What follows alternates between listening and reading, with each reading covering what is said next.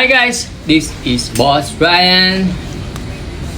Magandang gabi sa inyo lahat guys. Alam nyo guys, may video ako ngayon kasi gusto ko pakita sa inyo to. Tingnan, nakakatawa. Diba? Automatic na siya oh. Yan. Bariling kita ba? Ayan oh. Dati nung mga bata kami, meron kaming gantong laruan eh. Kaso ano siya, yung manual, ilalagay mo siya ng tubig dun sa ganto.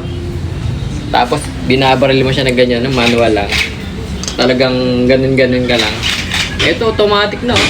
Di battery oh. Pupunin mo siya tapos parang ka na boy. So ayun lang, naalala ko yung childhood ko dahil dito. Ayan, binili ko to sa anak ko. Ayan, nakakatawa ako. Barling ko yan eh. Nagbibideo na yan eh. Diba?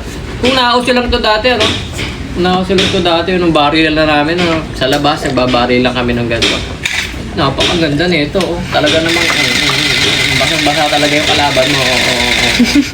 Diba? Ang dayo pa na nararating niya.